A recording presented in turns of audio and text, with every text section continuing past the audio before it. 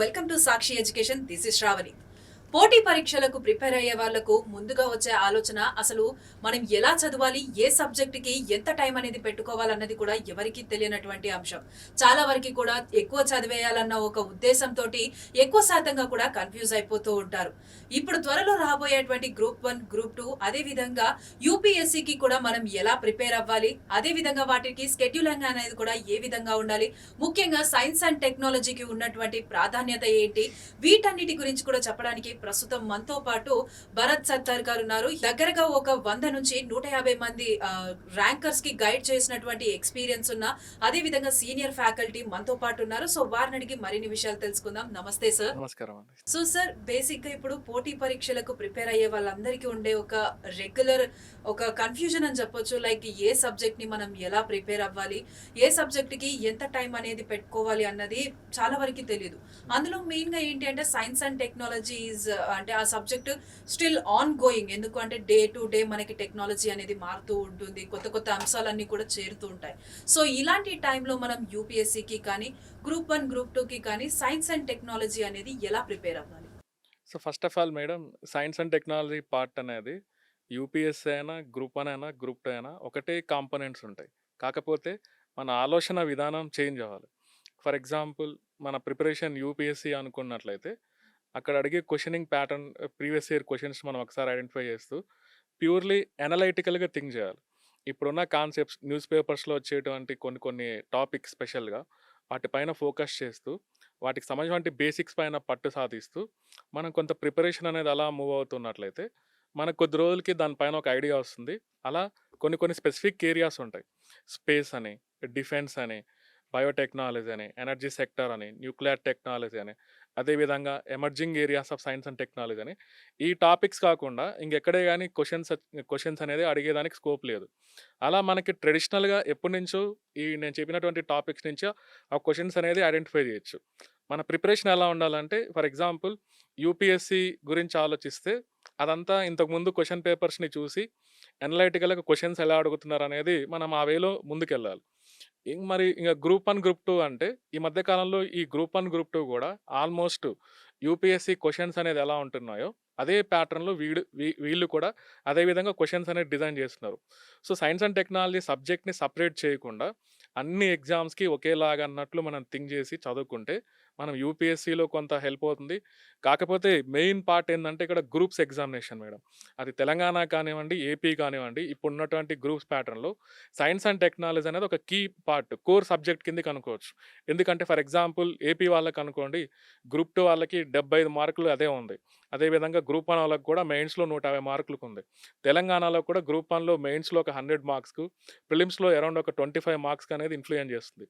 So subject అనేది ఒకటే madam. కాకపోతే మన అప్రోచ్ అనేది కొంత అటు ఇటు చేంజ్ అవుతూ ఉండాలి మేడం. ఈ సైన్స్ అండ్ టెక్నాలజీని ప్రిపేర్ అవ్వాలనుకునే వాళ్ళు కూడా ఒక స్కెడ్యూలింగ్ అనేది వేసుకుంటారు. యెస్. లైక్ ఇంత టైంకి మేము ఈ టాపిక్ అనేది కవర్ చేయాలి, ఈ టాపిక్ నుంచి ఈ క్వశ్చన్స్ వచ్చే అవకాశం ఉంది అని ఒక నాలెడ్జ్ ఉంటుంది. సో మనం ఎలాంటి టాపిక్స్ ని ఎంచుకోవడం వల్ల మనం ఈ సైన్స్ అండ్ టెక్నాలజీలో తక్కువ టైంలో ఎక్కువ స్కోర్ చేయొచ్చు? సో మీరు అడిగిన క్వెషన్ బాగుంది మేడం. షెడ్యూలింగ్ అనేది కరెక్టే. ఇక్కడ కూడా మనం ఏం చేయాలంటే, నేను ఇందాక కొన్ని సబ్జెక్టులు చెప్పా కదా మేడం. ఈ సబ్జెక్ట్‌ని ఫస్ట్ మైక్రో సిలబస్‌ని మనం డిజైన్ చేసుకోవాలి. మైక్రో సిలబస్ అంటే మనకి పేరు ఒకటే సైన్స్ అండ్ టెక్నాలజీ అని ఉంది. సో ఫర్ ఎగ్జాంపుల్ గ్రూప్స్‌లో అనుకోండి, వాళ్ళు టాపిక్స్ ఇస్తారు క్లియర్‌గా. ఈ టాపిక్ ప్రిపేర్ అవ్వండి, ఈ టాపిక్ యూనిట్ ప్రిపేర్ అవ్వండి అని. యూపీఎస్సీలో అసలు టాపిక్స్ పేర్లే మెన్షన్ చేయరు. ఎనీహౌ మనం మైక్రో సిలబస్ అంటే ఆ సబ్జెక్ట్‌ని డివైడ్ చేయాలి ఫస్ట్. ఎక్కడెక్కడ ఉంటాయి, ఏమేం కాంపోనెంట్స్ ఉంటాయి. ఫర్ ఎగ్జాంపుల్ స్పేస్ అంటున్నాం. స్పేస్ గురించి మనం అలా డివైడ్ చేసి అందులో ఏమేమి అడగొచ్చు. బేసిక్స్ కాడ్నుంచి అసలు ఇస్రో ఎప్పుడు స్టార్ట్ అయింది, ఇస్రో ఇప్పుడు ఈ మధ్య కాలంలో జరిగిన కార్యక్రమాలేంటి, మొత్తం అదంతా ఒక విభాగం కిందకి. ఇస్రో నుంచి తయారైనటువంటి శాటిలైట్స్ ఎలా ఉన్నాయి, లాంచ్ వెహికల్స్ ఎలా ఉన్నాయి, ఈ శాటిలైట్స్ నుంచి మనకు అప్లికేషన్స్ ఎలా ప్రొవైడ్ అవుతున్నాయి. ఇలా ఒక్కొక్క పార్ట్‌ని, ఒక్కొక్క యూనిట్‌ని మనం మళ్ళీ దాంట్లో ఇంటర్నల్‌గా మళ్ళీ మైక్రో సిలబస్‌ని మనం డిజైన్ చేసుకుంటూ, దానిపైన డీప్‌గా మనం డెప్త్‌గా మనం వెళ్ళినట్లయితే, అలా చదువుకుంటూ ప్లస్ మనకి కొంత బిట్స్ కూడా ప్రాక్టీస్ చేయాలి. ఇంక మెయిన్స్‌లో అనుకోండి, గ్రూప్ 1 యూపీఎస్సీ లాంటి వాళ్ళకైతే మెయిన్స్‌లో కూడా ఆన్సర్ రైటింగ్ ఉంటది. సైన్స్ అండ్ టెక్నాలజీ క్వెషన్స్ అనేది చాలా యూనిక్‌గా, అనలిటికల్‌గా అడుగుతున్నారు. అంటే అక్కడ ఏది మనం బట్టి కొట్టి రాసేదానికి ఉండదు. మన బ్రెయిన్ అనేది ఎలా ఉండాలంటే ప్యూర్‌లీ అప్లికేషన్ ఓరియెంటెడ్‌గా.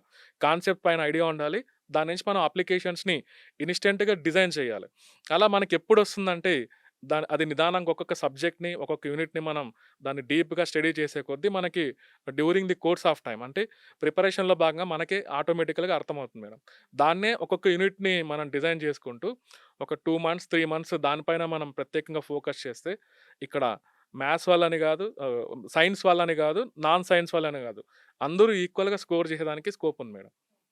ప్రిపేర్ అవ్వడానికి మనం సిలబస్ పైన ఎంత ఫోకస్ అయితే చేయాలో, మనం వాటికి ఆన్సర్స్ ఎతుకుతున్న రిసోర్స్ కూడా మనకు అంతే ఇంపార్టెంట్. సో, రిసోర్స్ అనేది మనం ఎలా సెలెక్ట్ చేసుకుంటే బెటర్ అంటారు?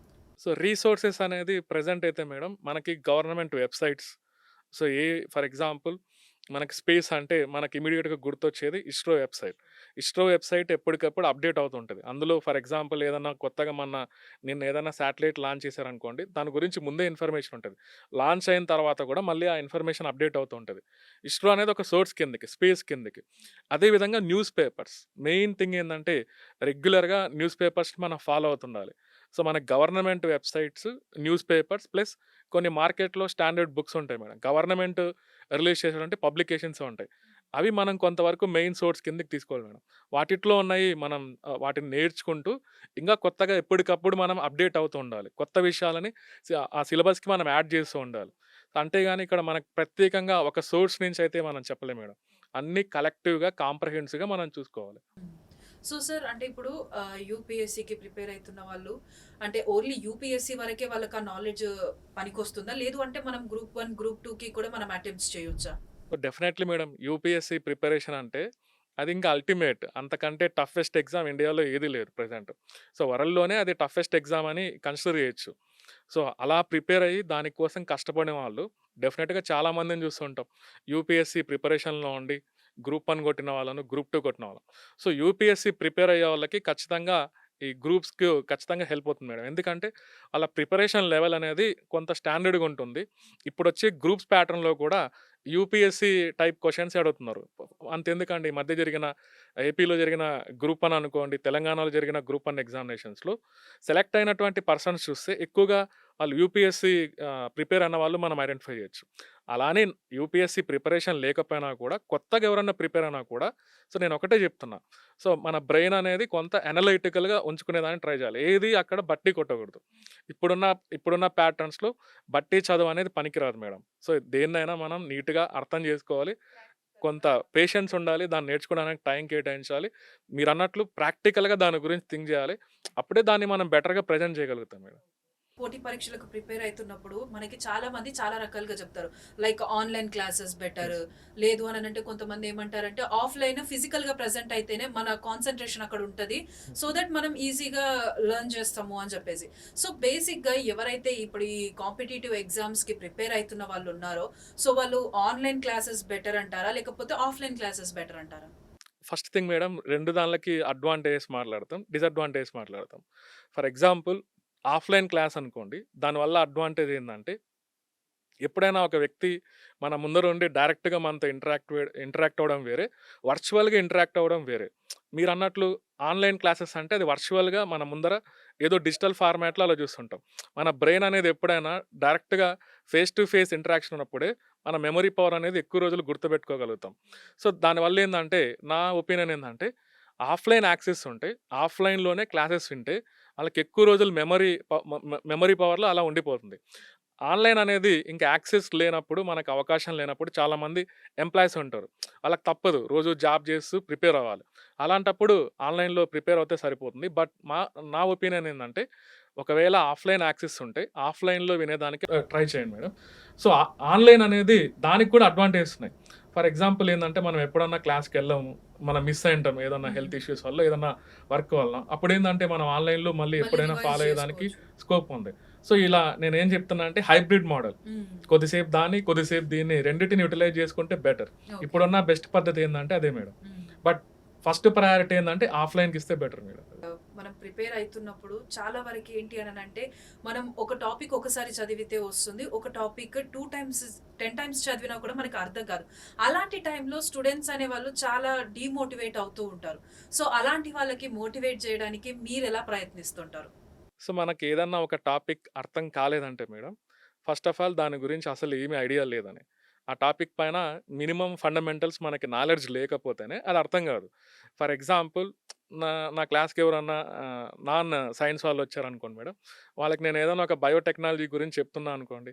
సో, బేసికల్‌గా బయోటెక్నాలజీ అనే టాపిక్ అర్థం కావాలంటే వాళ్ళకేం తెలియాలి? చిన్నప్పుడు చదువుకున్న బయాలజీలో ఉన్న కాన్సెప్ట్స్. మినిమమ్ ఆ సెల్ బయాలజీ గురించి అసలు డీఎన్ఏ ఏంటి? డీఎన్ఏ నిర్మాణం ఎలా ఉంటుంది? అది ఎలా వర్క్ అవుతుంది? ఎక్కడుంటుంది? న్యూక్లియస్ లేకుండా ఏమన్నా ఆర్గానిజమ్స్ ఉంటాయా? న్యూక్లియస్ ఉండి ఆర్గానిజమ్స్ ఎలా ఉన్నాయి? అంటే ప్రోకారియాట్స్, యూకారియాట్స్ ఇవన్నీ ఎప్పుడు చదివింటాం మనం? చిన్నప్పుడు చదివింటాం. కానీ మనం తర్వాత ఇంటర్ తర్వాత అందరూ వదిలేసింటారు క్లియర్‌లి. సో, ఫస్ట్ థింగ్ ఏందంటే ఒకటే మనం స్కూల్ బుక్స్ గనక చదివితే మాత్రం నా సబ్జెక్ట్ అనే గాదు, ఏ సబ్జెక్ట్ అయినా అది పాలిటీ అయినా, ఎకానమీ అయినా, ఇంకొకటైనా చిన్నప్పుడు మనకు 6 నుంచి 10థ్ క్లాస్ ఉన్న బుక్స్ గనక చదివితే అది మన కాన్ఫిడెన్స్ లెవెల్ అనేది కొంత ఇంప్రూవ్ చేస్తుంది మేడం. ఎందుకంటే మనం ఈరోజు మనం ప్రిపేర్ అయ్యే ప్రతి సబ్జెక్ట్ అనేది దాంట్లో ఎక్కడో ఒక దగ్గర స్కూల్‌లో మనం చదివింటాం. సో, వాటి పైన ఫర్ ఎగ్జాంపుల్ 6థ్ నుంచి 10థ్ క్లాస్ వరకు ఉన్న బుక్స్ అన్నీ మనకు ఐడియా ఉన్నాయనుకోండి. ఇక్కడ ఏం చేయట్లేదు. మనం చిన్నప్పుడు చదివిన దాన్నే మళ్ళీ ఒకసారి రివైజ్ చేస్తుంటాం. మన బ్రెయిన్‌లో అది సబ్‌కాన్షియస్‌లో ఎక్కడో ఉంటది మేడం ఖచ్చితంగా. దాన్ని ఒకసారి రివైజ్ చేసుకుంటే, మనం మళ్ళీ దీని గురించి చదివేటప్పుడు ఏందంటే, ఆ పాయింట్స్ మనకి ఈజీగా మన బ్రెయిన్ రీకలెక్ట్ అవుతుంటది. సో, మనకు కొంత కాన్ఫిడెన్స్ లెవెల్స్ పెరగాలంటే మాత్రం నా ఒపీనియన్ ఏందంటే, స్కూల్ బుక్స్ చదవాలి మేడం. అంతకు మించి ఇక్కడ సొల్యూషన్ ఏమీ లేదు మేడం అంతే. ఓకే. సో సార్ ఇప్పుడు యూపీఎస్సీకి ప్రిపేర్ అయ్యే వారిలో అందరిలో ఉండే ఒకటే ఏంటి అనంటే మేము ట్రైనింగ్ అంటే ఏదైతే కోచింగ్ తీసుకుంటున్నామో మాకు ఇప్పుడే సక్సెస్ అనేది రాదు. It takes about 3 years, yes. 4 years అని కూడా అని అంటూ ఉంటారు. కానీ కొంతమంది ఏంటంటే అది అంటే లైక్ మనం 1 ఇయర్‌లో కూడా సాధించొచ్చు అని చెప్పేసి కొంతమంది అంటున్నారు. అసలు దీంట్లో నిజం ఏంటి? అసలు నిజంగా మనం ట్రైనింగ్ స్టార్ట్ చేసిన 1 ఇయర్ లోపే మనం జాబ్ కొట్టగలమా? సో, అది మీరు అడిగిన క్వెషన్ చాలా ఎక్సలెంట్ క్వెషన్ మేడం. 1 ఇయర్‌లో మనం సర్వీస్ కొడుతున్నామంటే, మీరు ఆ 1 ఇయర్‌నే చూస్తున్నారు గానీ, దాని ఎనకాల వాళ్ళు పన్న శ్రమ, చిన్నప్పటి నుంచి ఏమో వాళ్ళకి ఇంట్రెస్ట్ ఉండి ఇంటర్మీడియేట్ నుంచే వాళ్ళు చిన్నప్పటి నుంచే దాని పైన ఆ సబ్జెక్ట్ పైన ఐడియా తెచ్చుకుంటూ, ఈ మధ్య కాలంలో ఇంటిగ్రేటెడ్ కోచింగ్ అని వచ్చినాయి మేడం.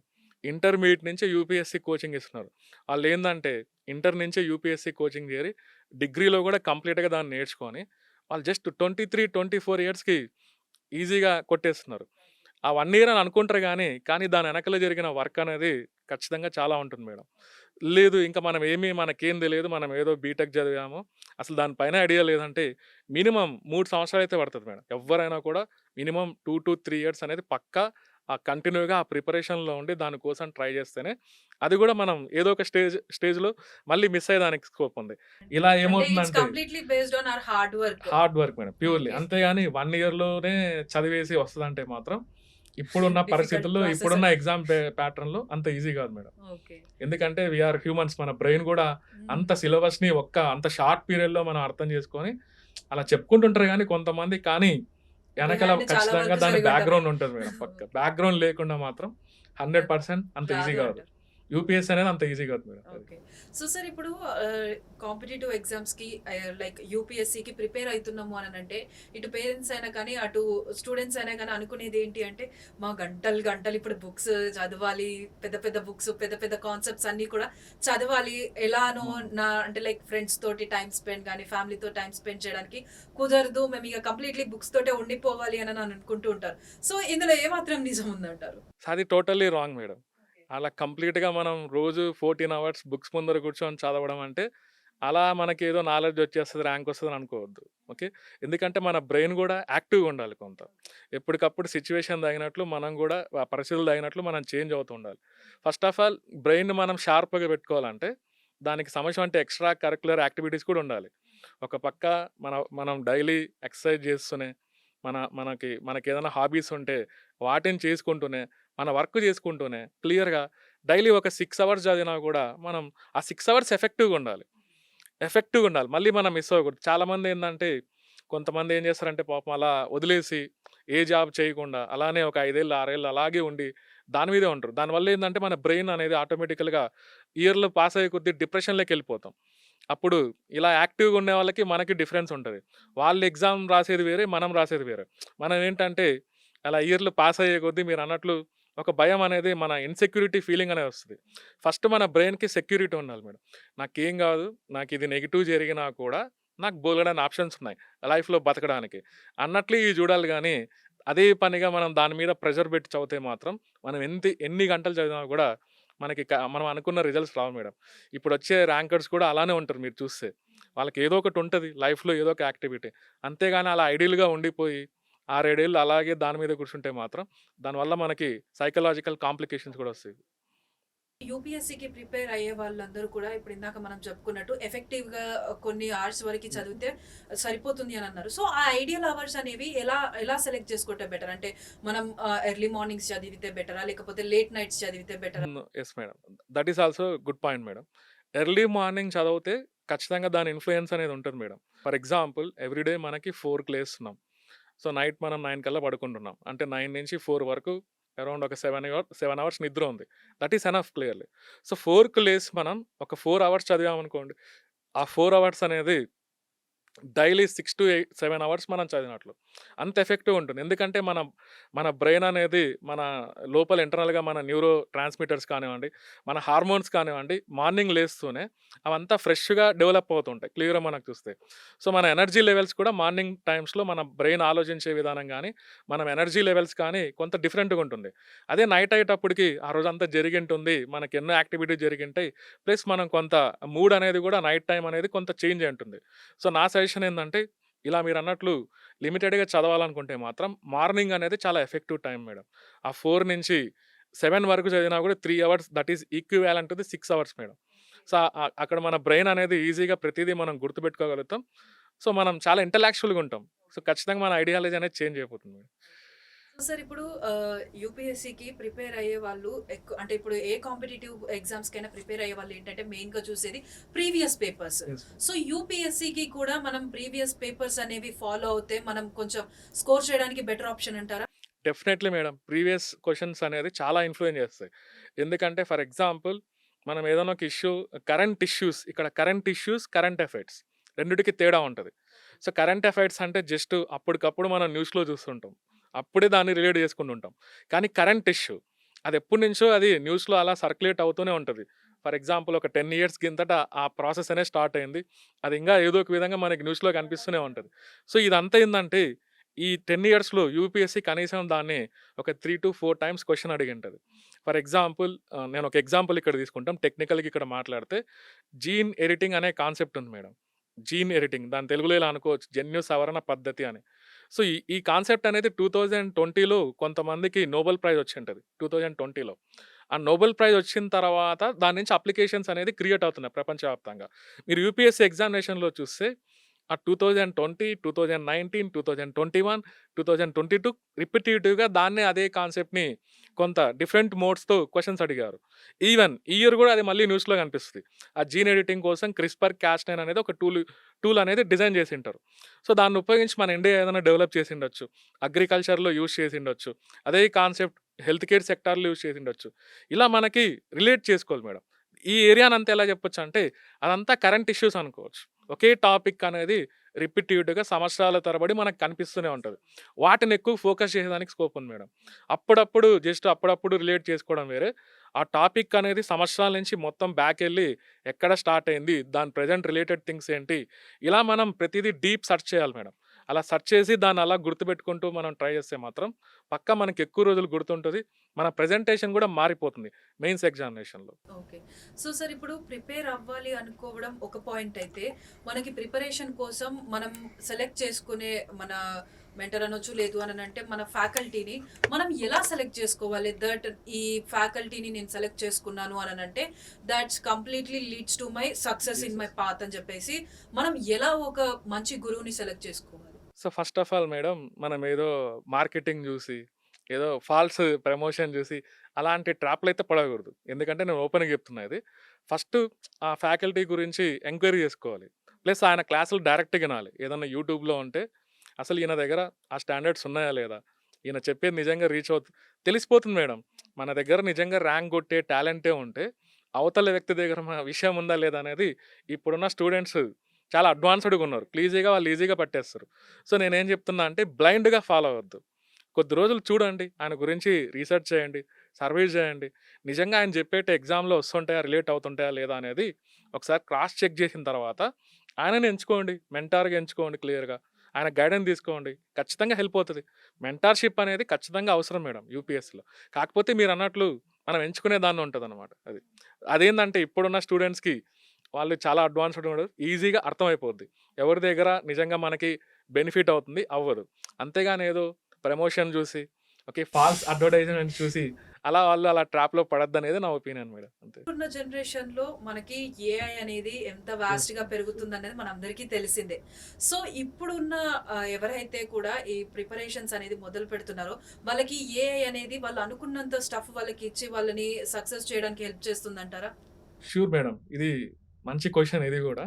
ఇప్పుడున్న జనరేషన్స్‌కి ఏఐ అనేది పాజిటివ్‌గా ఉపయోగపడతది. నెగెటివ్ వేలో గూడా థింక్ జేయొచ్చు. హ్మ్. ఫస్ట్ ఏందంటే నెగెటివ్ వేలో అంటే ఆర్టిఫిషియల్ ఇంటెలిజెన్స్ అనేది మన క్రియేటివిటీని కొంతవరకు అది సప్రెస్ చేస్తుంది. హ్మ్. కాకపోతే మన ప్రిపరేషన్‌ని స్పీడప్ చేస్తుంది. మనకేదన్నా ఒకటి మ్యాటర్‌ని డిజైన్ చేయాలి. చాలా యాప్స్ ఉన్నాయి ఇప్పుడు క్లియర్. ఓకే. హ్మ్. మనకు ఆ మ్యాటర్ గురించి మనం ఏదైనా సర్వే చేయాలంటే, అదే మనం రీసెర్చ్ చేయాలంటే టైం పడతది. హ్మ్. దాని గురించి ఒక రోజు పట్టొచ్చు, 2 డేస్ పట్టొచ్చు. కానీ ఇప్పుడున్న artificial intelligence within fraction of సెకండ్స్‌లో నీ సెకండ్స్‌లో ముందర మనకి పెట్టేస్తుంది. వచ్చేస్తుంది బ్రీఫ్. దీనివల్ల మనకి చాలా అడ్వాంటేజ్ అవుతుంది. హ్మ్. దాన్ని పాజిటివ్‌గా యూజ్ చేసుకోవచ్చు.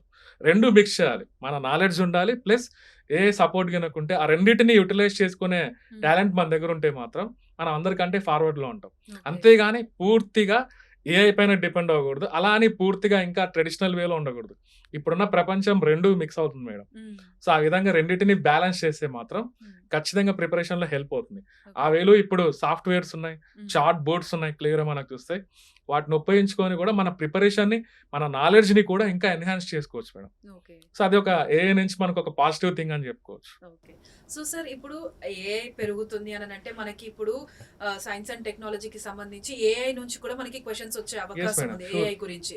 సో, ఒకవేళ ఏఐ గురించి క్వెషన్స్ వచ్చే అవకాశం ఉంటే ఎలాంటి టైప్ ఆఫ్ క్వెషన్స్ వస్తాయి?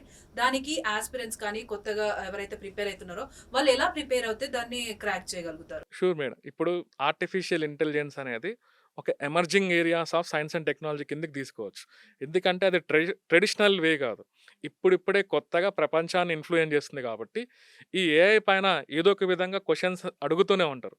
దానికి సంబంధించినటువంటి డెవలప్‌మెంట్స్, ఓకే, దానికి సంబంధించినటువంటి గవర్నమెంట్ ఇనిషియేటివ్స్. ఫర్ ఎగ్జాంపుల్ మన ఇండియాను మనం ఇమాజిన్ చేసుకుంటే, మన ఇండియాలో ఏఐని ప్రమోట్ చేయడానికి గవర్నమెంట్ ఆఫ్ ఇండియా ఎప్పటి నుంచి స్టెప్స్ తీసుకొని వస్తూ వచ్చింది. ఫర్ ఎగ్జాంపుల్ లాస్ట్ ఇయర్ మనం చూస్తే ఇండియా ఏఐ మిషన్ అనేది ఒకటి లాంచ్ చేసింటారు ప్రత్యేకంగా. ఆ ఇండియా ఏఐ మిషన్ కోసం గవర్నమెంట్ ఆఫ్ ఇండియా సెపరేట్‌గా కొన్ని బడ్జెటరీ అలొకేషన్స్ అనేది దానికోసం కేటాయించుంటది. మనం ఏం చేయాలంటే ఆ మిషన్‌లోకెళ్ళి మనం కంప్లీట్‌గా దాన్ని మొత్తం డీటెయిల్‌గా చూడాలి. అందులో ఉన్న హైలైట్స్ తెలుసుకోవాలి.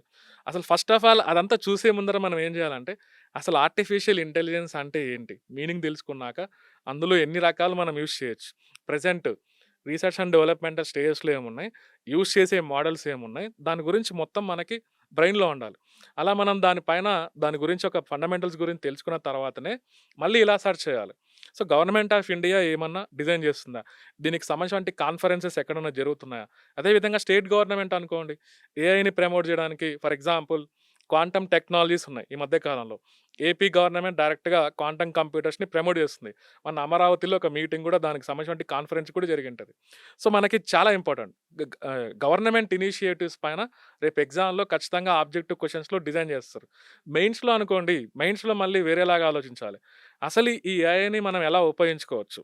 కొన్ని కొన్ని సెక్టార్స్ ఎకానమీలోనే అనుకుంటే సర్వీస్ సెక్టార్‌లో, అగ్రికల్చర్ సెక్టార్‌లో, మ్యానుఫ్యాక్చరింగ్ సెక్టార్‌లో ఆర్టిఫిషియల్ ఇంటెలిజెన్స్‌ని యూజ్ చేసి ఏమైనా మనం చేంజ్ చేయొచ్చా? ఎలా అడుగుతారంటే ఎగ్జామ్‌లో ఈ ఏఐ అప్లికేషన్స్ అనేది అగ్రికల్చర్‌కో, హెల్త్ కేర్ సెక్టార్‌కో, ఎడ్యుకేషన్ సెక్టార్‌కో దాని నుంచి ఎటువంటి ప్రయోజనాలు మనం పొందొచ్చు. అక్కడ ఏమవుతుందంటే మన బ్రెయిన్ అనేది బియాండ్ ఎలా ఆలోచించగలుగుతుంది. అవి జరగొచ్చు, జరగకపోవచ్చు. కానీ మన ఇమాజినేషన్ అనేది ఎలా ఉందో క్లియర్‌గా ప్రెజెంటేషన్ చేయాలి. ఆ ఇమాజినేషన్ గూడా మనకెలా ఉండాలంటే యాక్సెప్టబుల్‌గా ఉండాలి. ఓకే. ఇలా జరిగితే నిజంగానే బావుంటుంది గదా! సైంటిఫిక్ ఇలా జరుగుతుంది అన్నట్లు ఉండాలి గానీ, మళ్ళీ అక్కడ ఏదేదో మళ్ళీ కథలనేది రాయకూడదు. ఓకే. ఆ ఇమాజినేషన్ అనేది ఫ్యాక్చువల్‌గా కోరిలేట్ అవ్వాలి. ఆ కాన్సెప్ట్ క్లియర్‌గా. ఇలా ఏఐ గురించి మనం థింక్ చేయొచ్చు మేడం. నంబర్ ఆఫ్ డైమెన్షన్ 360 డైమెన్షన్స్‌లో మనం ప్రతి దాని గురించి ఇలా ఆలోచిస్తే ఆటోమేటికల్‌గా మన బ్రెయిన్ అనేది షార్ప్ అవుతుంది. మనకెలాంటి క్వెషన్స్ వచ్చినా గూడా మినిమమ్ అయితే మనం ఆన్సర్స్ అనేది రాయగలుగుతాం మేడం. ఇక్కడ ఏది బట్టి కొట్టేదానికి లేదు. కాంపిటీటివ్ ఎగ్జామ్స్‌కి ప్రిపేర్ అయ్యే వాళ్ళు కొంతమంది నాన్ బ్యాక్‌గ్రౌండ్ నుంచి కూడా వస్తూ ఉంటారు. లైక్ మెడికల్ ఫీల్డ్ నుంచి డిఫరెంట్ టైప్ ఆఫ్ ఫీల్డ్స్ నుంచి వస్తూ ఉంటారు. సో వాళ్ళల్లో నాన్ ఫీల్డ్ అయినటువంటి అంటే నాన్ సైన్స్ అండ్ టెక్నాలజీకి సంబంధించినటువంటి వాళ్ళు కాకపోయి ఉంటే వాళ్ళు ఏ విధంగా వాళ్ళు ప్రిపేర్ అయితే దే కెన్ రీచ్ సక్సెస్? అంటే 10థ్ క్లాస్ వరకు అందరూ ఒకటే. సో, ఇంటర్మీడియేట్ నుంచి ఒక్కొక్కరు ఒక్కొక్క స్ట్రీమ్ లైన్‌లోకెళ్ళిపోతారు. ఇంక డిగ్రీ నుంచి అస్సలు సంబంధం ఉండదు. కానీ ఇక్కడ మనకి ఆ క్వెషనింగ్ అనేది ఎలా ఉంటుందంటే, స్పెషలైజేషన్ అవసరం లేదు మేడం. ఇదంతా జనరల్‌గా ఉంటాయి. అంటే ఒక కామన్ మ్యాన్‌ని ఉద్దేశించే క్వెషనింగ్ ఉంటది. ప్రతి ఒక్కరికి మినిమమ్ తెలియాల్సిన నాలెడ్జ్. అంతేగాని ఇక్కడ మళ్ళీ నేనేదో బయోటెక్నాలజీలో పీహెచ్‌డీ చేషినా, లేదా ఫారెన్‌లో నేను చదువుకొనొచ్చినా, ఆ నాలెడ్జ్ వేరే, ఇక్కడ అడిగే నాలెడ్జ్ వేరే. ఇక్కడ అడిగే నాలెడ్జ్ ప్యూర్‌లీ సైంటిఫిక్‌గా అప్లికేషన్ ఓరియెంటెడ్‌గా ఉంటది. ప్లస్ మనకి కొంత గవర్నమెంట్ రిలేటెడ్ యాస్పెక్ట్స్‌ని టార్గెట్ చేస్తుంటారు. సో, కొత్తగా వచ్చినోళ్ళు ఎలా థింక్ చేయాలంటే, అందరూ ఒకటే ఇక్కడ. కాకపోతే నేను కొంత వాళ్ళకంటే కొంత వెనకబడి ఉన్నా అనుకుంటే, ఫస్ట్ ఏం చేయాలంటే, ఆ స్కూల్ బుక్స్‌ని ఫాలో అవ్వాలి మేడం. నేను అదే చెప్తున్నా. ఇప్పుడు ఫర్ ఎగ్జాంపుల్ పూర్తిగా సైన్స్ బ్యాక్‌గ్రౌండ్ ఉన్న వాళ్ళకేందంటే, ఆ స్కూల్ బుక్స్ చదవాల్సిన అవసరం లేదు. సైన్స్ బ్యాక్‌గ్రౌండ్ కాదు అనుకుంటే మాత్రం, మనకున్నటువంటి 6థ్ నుంచి 10థ్ వరకు ఉన్నటువంటి ఎన్‌సీఈఆర్‌టీ బుక్స్ కరెక్ట్‌గా ఒక 10 రోజులు చదివితే వాటిని ఈజీగా మన కాన్సెప్ట్స్ అనేది మళ్ళీ మైండ్‌లోకి రిమైండ్ అవుతూ ఉంటాయి. సో, దానివల్ల మనం ఆ సబ్జెక్ట్ పైన కొంతవరకు గ్రిప్ తెచ్చుకోవచ్చు. దానివల్ల ఏమవుతుందంటే న్యూస్ పేపర్స్‌లో వచ్చే ఆర్టికల్స్‌ని కూడా మనం ఇంప్లిమెంటేషన్ చేయగలుగుతాం ఈజీగా. ఎందుకంటే న్యూస్ పేపర్‌లో వచ్చేటువంటి సైంటిఫిక్ ఆర్టికల్స్‌లో కొన్ని కొన్ని పదాలకి మనం మీనింగ్ తెలియదు. దాని గురించి తెలియకుంటే ఆర్టికల్ చదివినా కూడా మనకు అర్థం కాదు. అదే దానికి మీనింగ్ తెలిస్తే మాత్రం మనం ఈజీగా ఆ న్యూస్ పేపర్‌లో వచ్చిన ఆర్టికల్‌ని మనం అనాలిసిస్ చేసి, దాంట్లో ఉన్నటువంటి హైలైట్స్‌ని మనం సెపరేట్‌గా రాసుకుంటే, అది ఫ్యూచర్‌లో మనకి రిఫరెన్స్ కోసం యూజ్ అవుతుంది. ఇలా నాన్ సైన్స్ బ్యాక్‌గ్రౌండ్ వాళ్ళు ఫస్ట్ ఏం చేయాలంటే, ఫౌండేషన్ పైన, బేసిక్స్ పైన ఫోకస్ చేస్తే ఈజీగా వాళ్ళు ఈక్వల్ అయిపోతారు మేడం. ఓకే. ఇప్పుడు కొంతమంది లైక్ ప్రిపరేషన్ స్టార్ట్ చేసిన తర్వాత వాళ్ళు ఒక 2 ఇయర్స్ వరకి కూడా సక్సెస్ పొందకపోతే కంప్లీట్‌లీ డిప్రెస్ అయిపోతూ ఉంటారు. దట్ ఇంక నేను లైఫ్‌లో నేను మళ్ళీ జాబ్ కొట్టలేనేమో అని కంప్లీట్‌లీ డ్రైన్ అయిపోతూ ఉంటారు. సో, అలాంటి వాళ్ళు ఎక్కువ ఫోకస్డ్‌గా ఉండడానికి, వాళ్ళు అనుకున్నది త్వరగా రీచ్ అవ్వడానికి మీరు వాళ్ళకి ఏం సజెస్ట్ చేస్తారు? యూపీఎస్‌సీ లాంటి ఎగ్జామినేషన్స్ అనుకోండి మేడం. అది ప్రతి సంవత్సరం పడతది ఎగ్జామ్. వాళ్ళు ఈ సంవత్సరం డేట్ ఇచ్చారంటే, నెక్స్ట్ ఇయర్ మన ఇండియాలో కోవిడ్ వచ్చినా, ఇంకొకటొచ్చినా మాక్సిమం పాసిబిలిటీ ఉంటే ఆ డేట్‌లో ఎగ్జామ్ జరిగిపోద్ది. కానీ స్టేట్ గవర్నమెంట్స్ విషయంలో అది నెగెటివ్. అది అందరికి తెలిసిన పాయింట్ ఆఫ్ వ్యూలోనే. గవర్నమెంట్ డెసిషన్ బట్టే మనకు నోటిఫికేషన్స్ ఉంటాయి. ఆ ఎగ్జామినేషన్స్ కూడా ఆ రోజు జరగొచ్చు, జరగకపోవచ్చు. చాలా ఫ్యాక్టర్స్ ఉంటాయి అందులో. మీరన్నట్లు ఒక నోటిఫికేషన్ పడితే అది కంప్లీట్ అవ్వడానికి 2 ఇయర్స్ పట్టొచ్చు, 3 ఇయర్స్ పట్టొచ్చు, 4 ఇయర్స్ పట్టొచ్చు. ఈ ప్రాసెస్‌లో డెఫినిట్‌గా ఎవరికైనా బ్రెయిన్ అనేది డిప్రెషన్ అవుతుంది. నేను ఇందాక అందుకే చెప్పా ఫస్ట్‌లోనే. ఎక్కువ రోజులు మనం అలానే ఐడిల్‌గా ఉండకూడదు. కొద్ది రోజులు ఉండాలి. దాని పైన ఫోకస్ చేయాలి. తర్వాత ఏం చేయాలంటే ఎస్పెషల్లీ స్టేట్ గవర్నమెంట్స్ కోసం ప్రిపేర్ అయ్యేవాళ్ళు ఒక 2 ఏళ్ళు, 3 ఏళ్ళు రాలేదనుకోండి మనం ఏదో ఒకటి లైఫ్‌లో ఒక ప్రొఫెషన్ అనేది ఎంచుకోవాలి. దాని మీద ఫాలో అవుతూనే దీనికోసం కొంత టైం అనేది కేటాయించుకోవాలి. ఆ టైం కేటాయించుకొని ఒక పక్క మనం ఫైనాన్షియల్‌గా మనం డౌన్ ఫాల్ అవ్వకుండా, ఎందుకంటే సొసైటీ నుంచి ప్రెషర్ ఉంటది. మనకి ఏజ్ పెరిగే కొద్దీ డెఫినిట్‌గా మనకేది సక్సెస్ లేకుంటే డెఫినిట్‌గా మనకున్న ప్రెజెంట్ ఉన్నటువంటి సమాజంలో టార్గెట్ చేస్తారు. అందరూ టార్గెట్ చేస్తారు. సో, అలాంటివి తప్పించుకోవాలంటే అలాంటివి తప్పించుకొని మనం ఎగ్జామ్స్‌లో మళ్ళీ ఫర్దర్‌గా నెక్స్ట్ టైమ్ గూడా ట్రై చేస్తూ మనం సక్సెస్ అవ్వాలంటే మాత్రం ఫస్ట్ ఏదో ఒకటి ఎంచుకొని చిన్నగా దాన్ని చేసుకుంటూ బ్యాలెన్స్ చేసుకోవాలి మేడం. అలా మనం డిప్రెషన్ బారిన పడకుండా మనల్ని మనం ప్రొటెక్ట్ చేసుకోవాలి.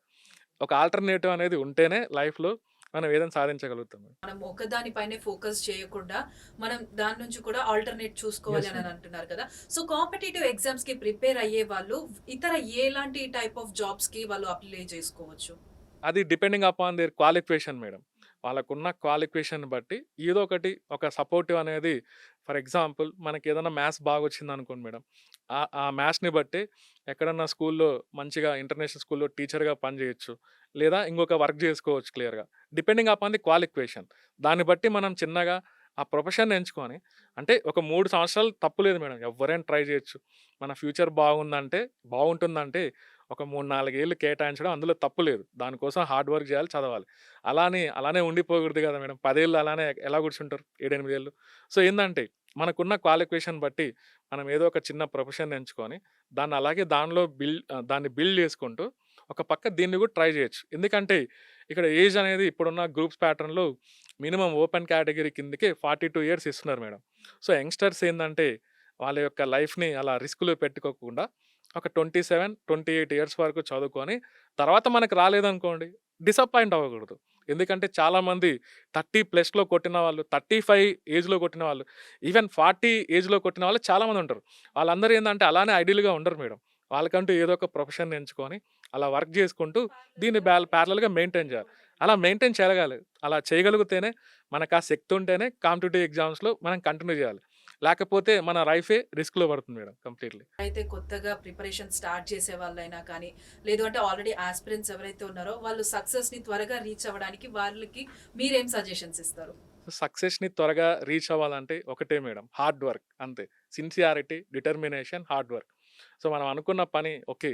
మా పేరెంట్స్ ఇలా ఇక్కడ కోచింగ్ ఇలా పంపించారు.